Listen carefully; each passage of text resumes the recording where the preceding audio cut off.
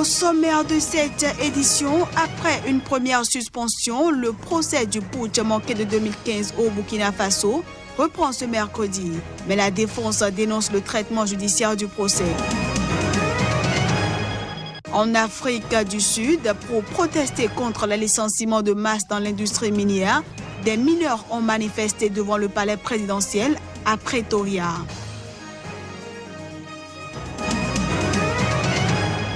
Enfin, dialogue au Togo, la communauté internationale invite le pouvoir et l'opposition à une discussion de fond sur les réformes constitutionnelles et électorales en vue de parvenir à un accord. Voilà pour les titres. Bienvenue à tous. En France, le président Emmanuel Macron a fixé l'objectif ce mardi de doubler le nombre d'élèves dans les lycées français à l'étranger qui accueillent actuellement près de 350 000 jeunes dans 500 établissements à travers le monde. C'était lors d'un discours sur la francophonie. Dans son discours sur la francophonie à l'Académie française, le chef de l'État français a déclaré que les lycées français à l'étranger sont la colonne vertébrale de l'enseignement du français. Emmanuel Macron a indiqué que ce réseau sera consolidé et dynamisé afin notamment de répondre à la demande croissante d'enseignement français à l'étranger. Pour cela, il faudra développer selon lui les établissements partenaires et créer des pôles régionaux de formation comme au Mexique pour former les nouveaux enseignants. L'objectif est qu'en 2022, le réseau des écoles proposant des sections bilingues francophones de qualité portant le label France Éducation regroupe 500 établissements contre les quelques 209 actuellement. C'est un immense défi et nous ne relèverons celui-ci que si nous savons faire se lever une génération nouvelle, militante, ambitieuse, une génération de ces héros bien particuliers qu'on appelle les professeurs de français. Vous me direz que sur ce sujet, j'ai une forme de conflit d'intérêts biographique qui pourrait conduire à fausser mon jugement. Je ne pourrais le nier. Mais je veux néanmoins dire que toute notre histoire, l'histoire de notre pays, fut constituée par ces héros. Le chef de l'État français Emmanuel Macron a également insisté sur la nécessité d'améliorer l'accès aux Français pour les réfugiés en France, qui ont droit actuellement à 250 heures d'apprentissage. Selon l'Organisation internationale de la francophonie, le français est actuellement 5e après le mandarin, l'anglais, l'espagnol et, suivant les estimations, l'arabe ou l'hindi. Au Burkina Faso, alors que la reprise du procès du putsch manqué du général Gilbert Diendéré est prévue ce mercredi à Ouagadougou, les avocats de la défense étaient face à la presse pour dénoncer des manquements. Pour eux, les anomalies qui avaient milité au report du procès le 27 février dernier n'ont pas été purgées, donc le jugement est fait d'avance. Et si rien n'est fait pour garantir un procès équitable, les accusés courent vers une condamnation certaine. Claude Romba pour le reportage. Le procès étant entendu des 84 accusés dont les généraux Gilbert Diendéré et Djibril Bassolé soupçonnés d'être les cerveaux présumés du coup d'État manqué de septembre 2015 au Burkina Faso reprend ce mardi et déjà des interrogations s'achemine-t-on vers un nouveau report. Rien n'est moins sûr. Les avocats de la défense soulèvent 3 anomalies qui ne militent pas en faveur d'un jugement équitable de leurs clients. Seydou, le voici le décret, il est nommé président de la chambre de jugement. Jusque-là. Alors que la chambre de jugement n'existe plus. Maintenant, ils ont fait des citations qui les attraitent devant la juridiction existante. Mais ce qui va se poser comme problème à la prochaine audience, c'est que le décret n'a pas été repris. Le décret comporte toujours des erreurs. Votre Seydou ne peut pas venir nous dire qu'il est le président de la chambre de première instance. Il est nommé clairement ici président de la chambre de jugement.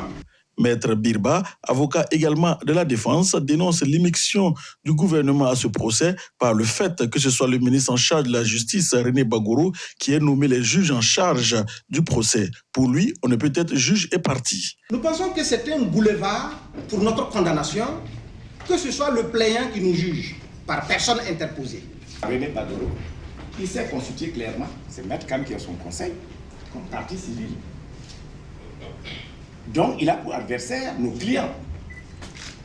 Et c'est lui qui a proposé la liste qui a été signée par le président, le premier ministre, le ministre de la Défense et lui-même.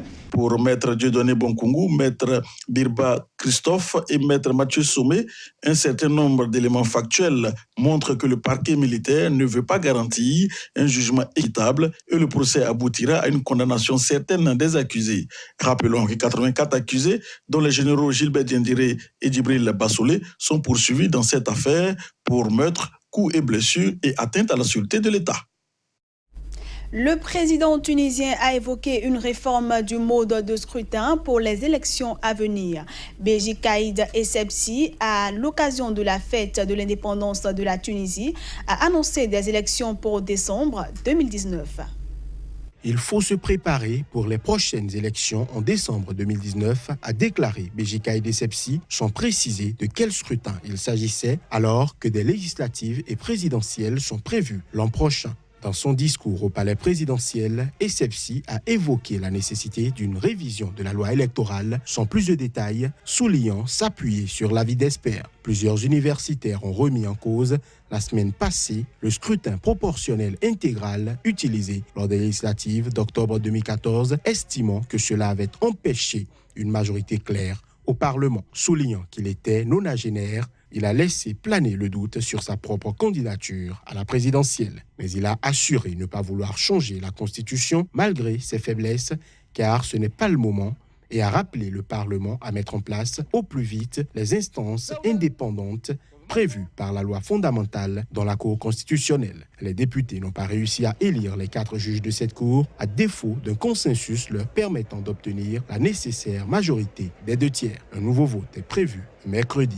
Essebsi a appelé ses compatriotes à l'optimisme et à l'unité dans cette phase critique, déplorant que beaucoup de Tunisiens soient déçus. On a pris des retards dans certains domaines, a-t-il reconnu, citant le chômage qui reste au-dessus des 15%, le poids de la dette, la plongée du dinar. Le président a appelé les partis et organisations syndicales et patronales réunis au sein du pacte de Carthage qui oriente le gouvernement d'union nationale à continuer à travailler ensemble dans l'intérêt commun malgré les dissensions croissantes à l'approche des élections. Youssef Chahed, 9e chef de gouvernement depuis la révolution de 2011, est actuellement sous pression, plusieurs voix s'étant élevées pour réclamer un remaniement en arguant des difficultés économiques du pays.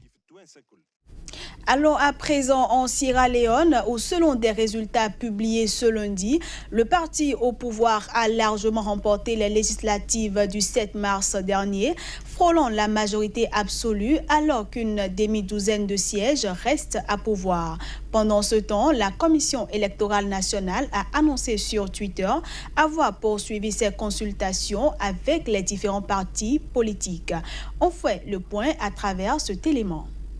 Lors du premier tour de la présidentielle en Sierra Leone, Samora Camara, le candidat de l'APC, le parti au pouvoir, a terminé deuxième avec 42,7% des voix.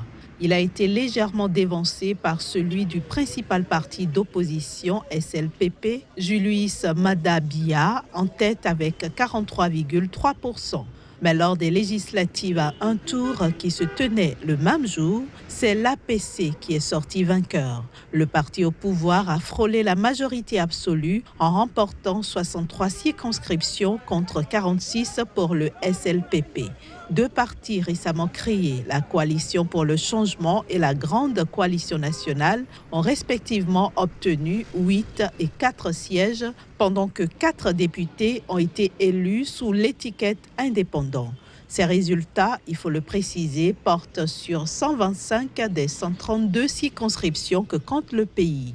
Dans une circonscription de la région ouest, les électeurs devront à nouveau voter pour élire leurs députés le 27 mars prochain en raison de l'absence de photos d'un candidat sur les bulletins de vote. Par ailleurs, après des allégations d'irrégularité, un nouveau dépouillement des bulletins a été ordonné dans les 6 circonscriptions de Falaba, dans le nord du pays, un fief du parti au pouvoir. En Afrique du Sud, des milliers de mineurs affiliés à l'association of Mine Workers and Construction Union ont manifesté devant le palais présidentiel à Pretoria. Objectif, protester contre les licenciements de masse dans l'industrie minière. En fait, beaucoup de gens ont été licenciés l'année dernière. Même aujourd'hui, il y a des spéculations selon lesquelles la réduction des effectifs est toujours en cours. Oui, donc maintenant nous travaillons dans des conditions inconfortables.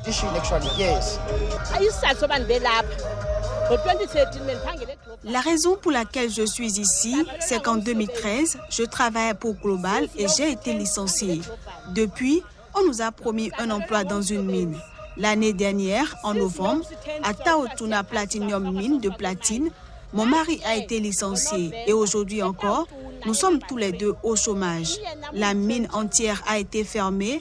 Alors, qu'est-ce qu'on est supposé faire maintenant et comment on est supposé vivre?